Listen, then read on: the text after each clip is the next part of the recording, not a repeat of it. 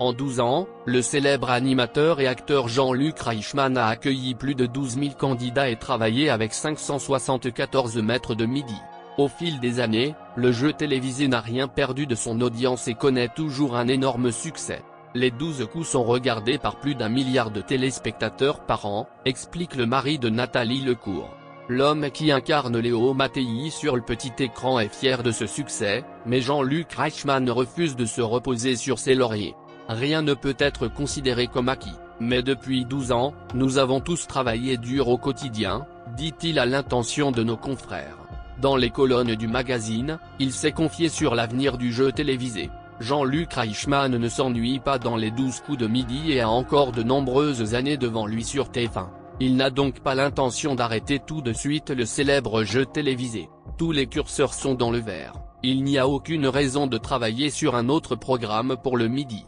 TF1 me fait confiance, a-t-il révélé à Télémagazine. L'animateur semble avoir carte blanche quant aux prochaines nouveautés de l'émission. Cela lui permet de s'épanouir et de continuer à diffuser de la bonne humeur sur le plateau de TF1.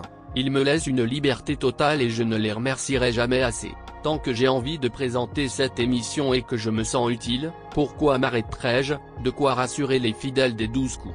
Vous êtes fan de Jean-Luc Reichmann et des différentes émissions qu'il anime sur TF1, la chaîne lui consacre un tout nouveau documentaire.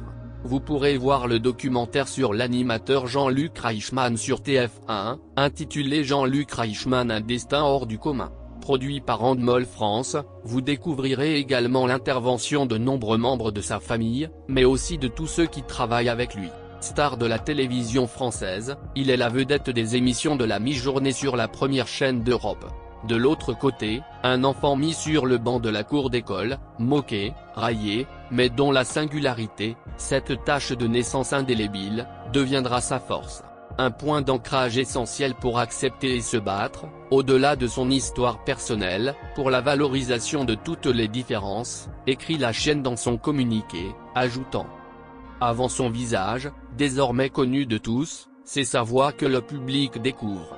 Jean-Luc Reichmann a débuté dans les médias dans de petites radios locales, sur TF1, sur Zamour et 12 coups de midi et même sur France 2.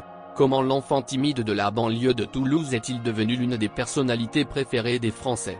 Quel lien particulier Jean-Luc Reichmann a-t-il tissé avec le public pour réussir à rassembler toutes les générations? Qui est-il en privé et quel est son moteur pour qu'après 35 ans de carrière, la foi, l'envie et l'énergie de ses débuts restent intactes?